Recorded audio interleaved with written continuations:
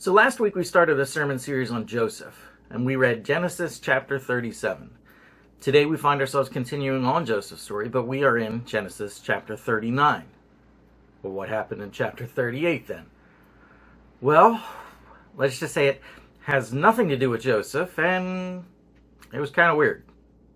How weird? I don't know, like having a cow as your baking assistant kind of weird?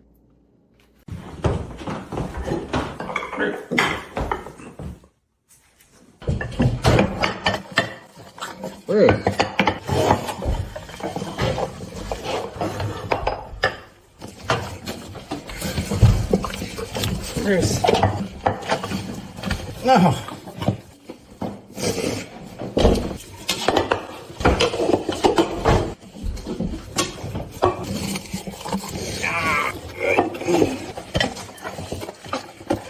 Where's? Oh.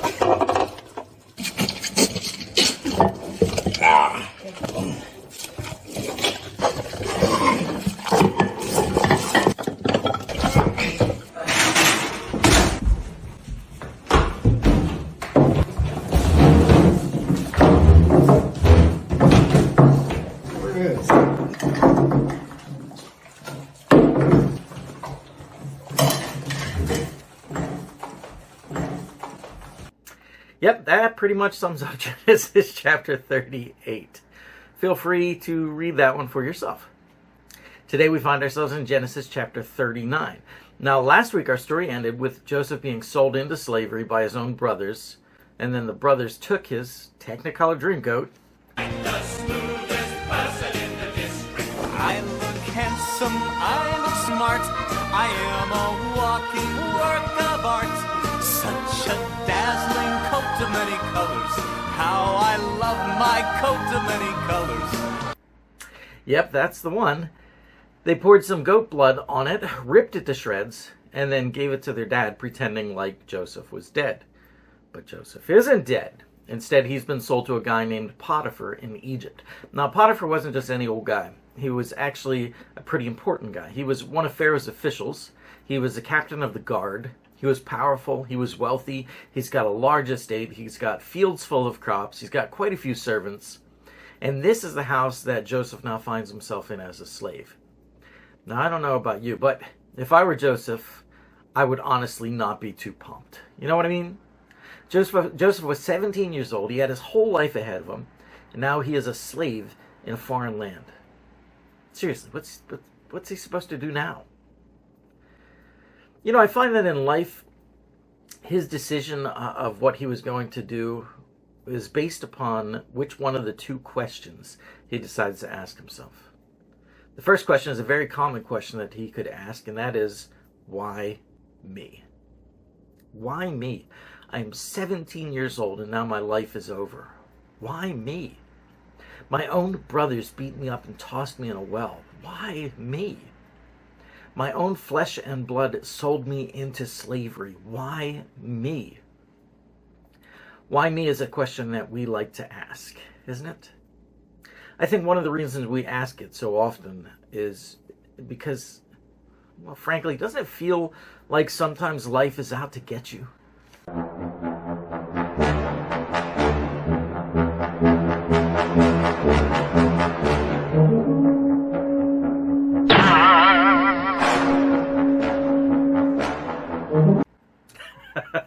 I mean, that thing chased her down from the other side of the parking lot. It was out to get her. And life feels like it's out to get us sometimes, doesn't it? So it seems very natural to ask, why me? Okay, so if that's the first question that Joseph could have asked himself, what's the other question that he could have asked himself? The other question is, what now? See, what now asks, what do I do now that I find myself in this situation? And those are two very different questions because simply asking them dictates the direction that you go. And not even just your direction. More so, honestly, it dictates whether or not you move at all. You see, the question, why me? That's not about movement. The question, why me? It is stagnant in its very nature. What are the answers to the question, why me? Just think about it for a second. The answer could be, you didn't deserve it, or you had it coming. The answer could be, the devil hates you, or God is testing you. The answer could be, life is cruel, or because God has a plan. The answer could be, it was an accident, or it was done on purpose. I mean, those are all answers to that question, but here's the truth. When you get stuck on the question, why me? You never actually go anywhere. Knowing the answer to that question does not help you move forward or step out in faith or keep you going in any sort of direction. See, the question, why me, just stops you dead in your tracks. Sometimes never to move forwards again.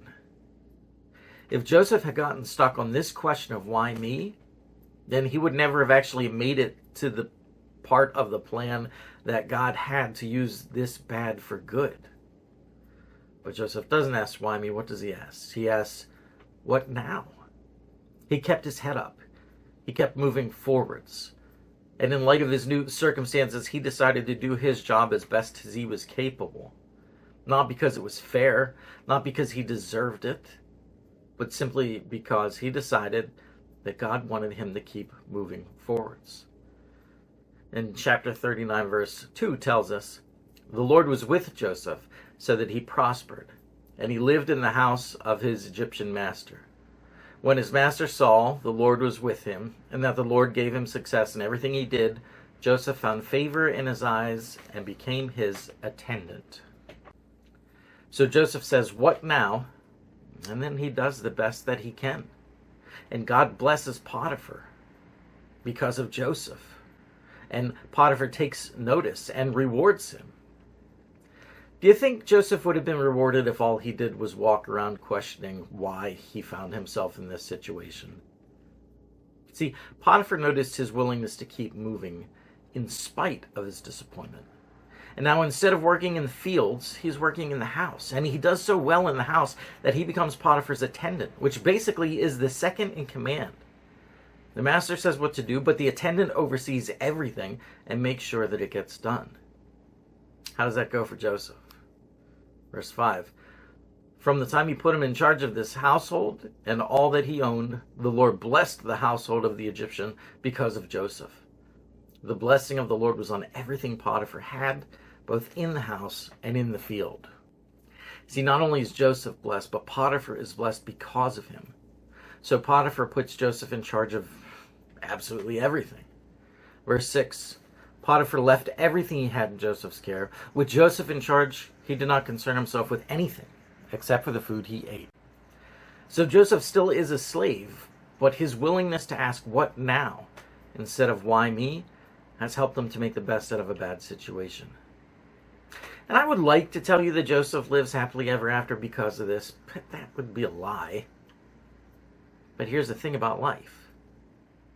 It's not just one time that you are tempted to scream at heaven and say, why me? It happens over and over and over again because life just keeps coming. And every time you think you get past something, something else shows up. And every time you feel good, here comes something else out of nowhere.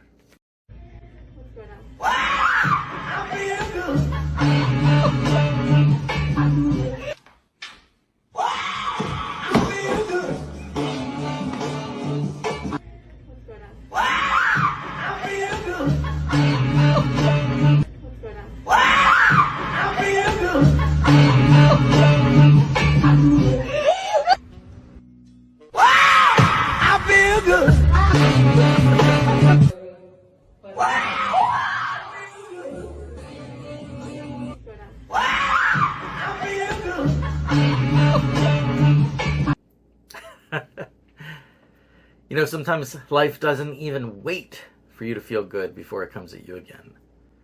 Sometimes life just piles right on top of each other. Stuff on top of stuff on top of stuff. You don't even make it through the first thing before the second thing piles on. And then those Jenga blocks just keep piling up, don't they? Do you know how hard it is then not to get stuck on the question, why me? It becomes exponentially more difficult, and you know that. Joseph knew that too. He was a slave, but he says, what now? And he moves forward and he makes a name for himself. And he's put in charge of everything and has access to everything the master owns. But then life comes at him in the form of a promiscuous woman. Verse 7. Now Joseph was well built and handsome. And after a while, his master's wife took notice of Joseph and said, come to bed with me. Ha! Well, she certainly doesn't waste any time, now does she? No whining and dining for her, just straight to the point. And I'm going to be honest with you, Joseph probably could have taken her up on her offer. I'm guessing that many men in his situation would have. But Joseph, he is a man of God. Verse 8. But he refused. With me in charge, he told her, my master does not concern himself with anything in the house. Everything he owns, he has entrusted to my care. No one is greater in his house than I am. My master has withheld nothing from me except you, because you are his wife. How then could I do such a wicked thing and sin against God? Joseph says, no way, lady. But she doesn't give up that easily, and day after day she tries to seduce him. Joseph, however, he won't have anything to do with it, and he even goes as far as trying to completely avoid her. One day, however, she catches him off guard. Joseph has to go into the house to take care of some stuff, and unbeknownst to him, it's just him and her in the house. And she sneaks up behind him, grabs him by the cloak, in her very not-so-subtle way says, come to bed with me. And she's a Frenchman, I guess. And once again, Joseph does the honorable things. He runs out of the house, running so quickly that he leaves his cloak behind, still in her grasp. Well, now he's going to make her mad. So she comes up with a plan to pay him back. And when her hubby gets home, she steals the cloak and she tells him, that Hebrew slave you brought us, he came to me to make sport of me. But as soon as I screamed for help, he left his cloak beside me and ran out of the house. When his master heard the story, his wife told him he burned with anger. Joseph's master took him and put him in prison, the place where the king's prisoners were confined. So Joseph does the honest, godly thing and gets thrown into prison for it. Don't tell me that you wouldn't be standing there right next to me looking up to heaven and shouting, seriously, God? Seriously? Why me? Do you hate me or something? Don't tell me that I'm the only one who has said, I should have known this would happen. After all, no good deed goes unpunished. It is hard not to ask why when things get compounded on top of one another, or when you just can't seem to catch a break. Let me get real with you for a minute here. You know, right now I definitely feel tempted to get into the why me kind of mindset. I've been having some heart issues lately. Most of you know that 8 years ago I had a valve replaced with a mechanical valve. These last few months my heart has started acting up. These last few weeks it's really started to escalate. My heart is right now palpitating and missing every couple of beats. Along with that, I'm getting very winded pretty quickly at times. It got so bad 2 Wednesdays ago and had me so worked up that it caused me to spend a day in the ER. I was getting so winded that they decided they would not only check out my heart, but they'd x-ray my lungs. Well, an anomaly showed up on the x-ray that they were at first worried might be a pulmonary aneurysm. 3 CT scans later, they decided that I have a sizable mass at the bottom of my right lung. And there is a good chance that it is cancerous. I've never smoked. I didn't have parents that smoked. I lived a relatively healthy life. I've never done drugs. I don't even drink. I'm a pastor doing God's work. I already had heart stuff going on, interfering with it. And now this. It'd be pretty easy for me to get lost in the why me mindset. Trust me. But when I stop to think about it, what What benefit would come out of me sitting around asking, why me? Because why me changes nothing. But what now? What now? That's something I can get behind. What now?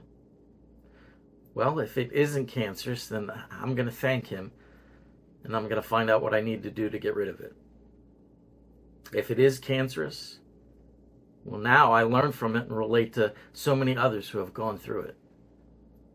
Now I take a turn relying on friends and family who have relied on me. Now I beat it, and I give God the glory. There's hope in what now, but there's only more of the same in why me. I know that you have your own why me temptations. I know that you have questions which you are treading water and hoping that the answer will finally come. I'm not telling you that you can't wonder. And I'm not telling you that you can't complain and cry out to God. But I am telling you that the question, why me? It's quicksand. And if you stay in it for too long, you will always sink. So Joseph, instead of getting stuck in the why me, he asks God, what now? And he gets to work. And because of that, the prison warden sees just how trustworthy Joseph is and pretty much puts him in second in charge of the prison. And we will see what his willingness to always ask God, what now? Eventually will make him second in charge of all of Egypt. But that's a story for another week. Thanks for watching. Thanks for listening. Take care. God bless. Hope to see you soon.